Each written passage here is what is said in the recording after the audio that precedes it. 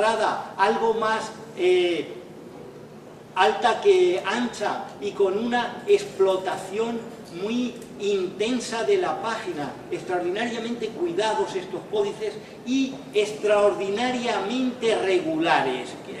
De hecho, es prácticamente imposible distinguir manos, aunque sabemos fehacientemente que un códice de estas dimensiones, más de 300 folios, no podía ser obra de un único escribano. De hecho, el códice, este ya es el de la cuarta parte, muestra en el explique del último folio que el escribano jefe, Martín Pérez de Maqueda, lo escribió por mandado, dice, del rey don Alfonso, con otros mis escribanos que tenía por su mandado, y sin embargo no hay manera de distinguir manos. Quizá por algunos aspectos gráficos sí que se pueden distinguir. Ahora, tenemos también algunas miniaturas en este códice conservado en la Biblioteca Vaticana del año 1280. Por ejemplo, aquí se ve el rey en actitud de recibir el códice. Parece que esto es lo que simboliza, aunque en un tamaño solo simbólicamente pequeño. El rey no adopta aquí una actitud pasiva, sino que parece que apostrofa, que se dirige a su corte de sabios, en las que distinguimos alguno tonsurado, sacerdote, pero también otros de aspecto oriental, judío, según parece. Y la iconografía alfonsí también es de carácter narrativo. Por ejemplo, aquí se cuenta el hallazgo de un niño. Este niño es Nabucodonosor por su padre Badiza, criado, que lo había abandonado, y criado por un leproso, ¿verdad? Bueno,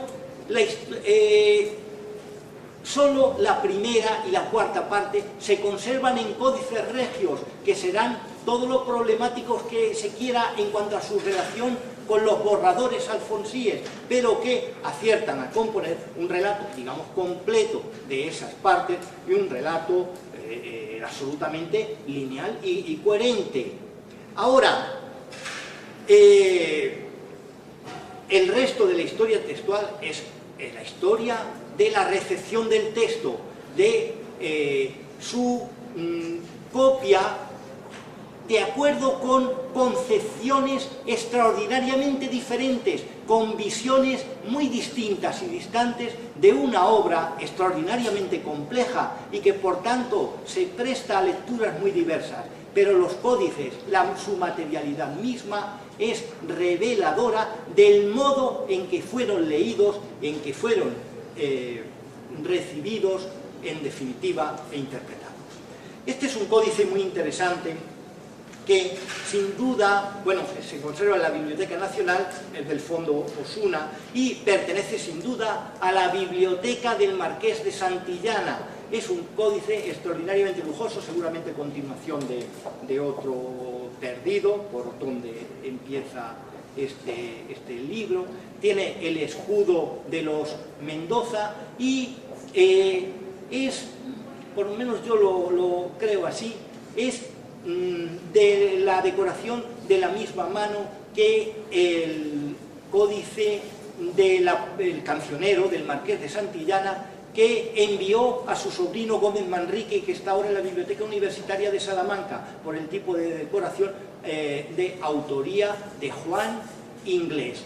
Esto, claro, demuestra, digamos, que en esta época, en la época del Marqués de Santillana, todavía en ciertos ambientes nobiliarios existía la conciencia de la integridad de la General Historia como texto bíblico y gentílico, porque se copian libros. Bueno, esto es copia de la primera parte, pero para el caso es lo mismo, pero contiene tanto la materia bíblica como la materia gentil.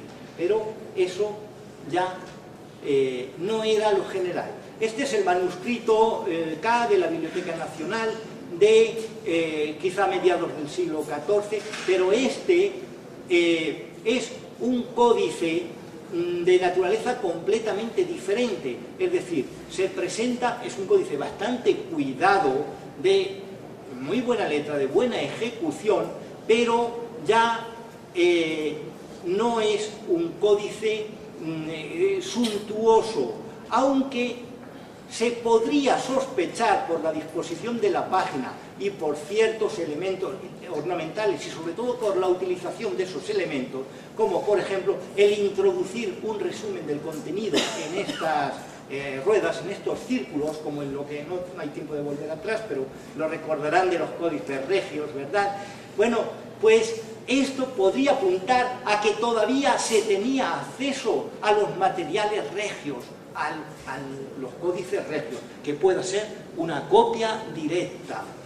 Vamos avanzando, y este es un códice que, aunque es anterior al otro, es de naturaleza completamente diferente. Un códice rico, está en la ornamentado y con miniaturas, está en la historia de Judith. Es un códice en una letra libraria, aunque de peor calidad, letra redondeada, pero lo llamativo del códice es que prescinde de la materia gentil, solo copia la materia bíblica y digamos que sus autores, de un ámbito indudablemente nobiliario, si no regio, tenían acceso a los materiales alfonsíes, pero ahora leen la general historia de otra manera. Pero el códice, no hay que pensar que tiene una gran distancia temporal. Yo antes pensaba que era de finales del 13, ahora me inclino a pensar que es de principios del 14. Pero está inserto en una corriente cultural de signo radicalmente opuesto a la figura y obra de Alfonso X.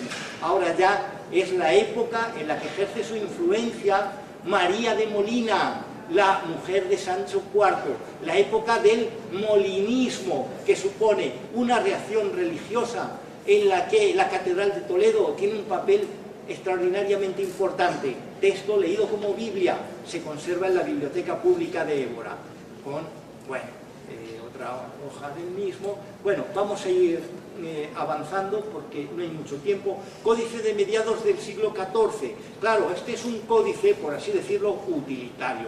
Un códice cuidado.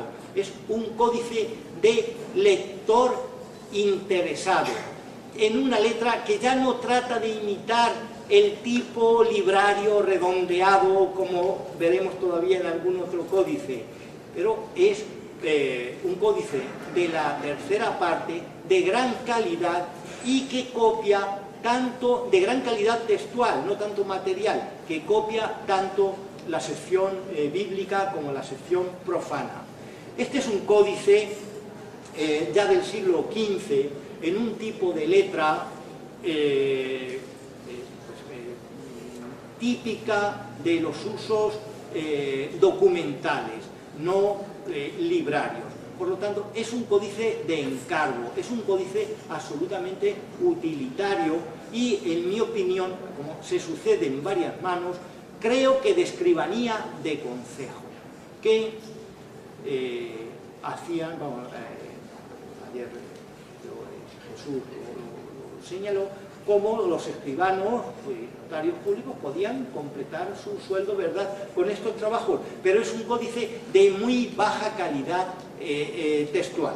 Ahora, todavía sigue copiando tanto la parte bíblica como la parte profana, es decir, que hay una recepción íntegra todavía en el siglo XV de este texto. Es el mismo códice, ¿verdad? Vamos. Ahora, ya aquí llegamos a un códice de la cuarta parte, que es claramente hermano del que vimos antes, hermano en cuanto a concepción, no que forme unidad codipológica ni exactamente paleográfica con el que vimos de Évora, de las miniaturas de la época molinista. Este prácticamente es de la misma época, es bastante, en mi opinión, de principios del siglo XIV, es un códice que solo copia la materia bíblica, por lo tanto está en el mismo ambiente intelectual que el Códice de Évora. Iba para códice lujoso, de hecho tiene miniaturas, en otros folios se quedó sin completar, pero lo curioso de este códice es que también copia parte del Nuevo Testamento, y el Nuevo Testamento no se había traducido, que se sepa, en el escritorio Alfonsí. Y entonces, ¿qué hacen? Bueno, copian de un romanciamiento anterior, y copian, por ejemplo, las epístolas paulinas, pero ¿qué hacen? Pues que le ponen un prólogo, le ponen prólogo a esas epístolas paulinas, y en ese prólogo hay una voz que es el nos, un nos autorial. ¿Y qué nos autorial hay en ese contexto histórico y al que podían tener acceso? Solo puede ser el de los equipos alfonsíes. Yo estoy convencido de que este códice tuvo acceso de primera mano a esos materiales del escritorio alfonsí, pero quedó en un intento, digamos, fallido. Este es un códice extraordinariamente curioso porque es una copia de la historia romana de la quinta parte de la General Historia, es de la Biblioteca de Palacio, y el códice en ningún folio dice que sea traducción del texto alfonsí. Es decir, circuló como una lectura renacentista de la Farsalia de Lucano y de otros textos de historia romana, pero ya no se ve inserto, sino que está completamente desgajado del árbol de la historiografía alfonsí. Herrero Llorente, ya en el 56, dijo que era un códice de la General Historia, pero bueno, en un artículo que ha pasado desapercibido. De hecho, en los años 90 fue objeto de una tesis doctoral como texto de historia romana, como traducción de la Farsalia o versión amplificada de la Farsalia renacentista, cuando en realidad se trata de un texto alfonsí. Entonces suele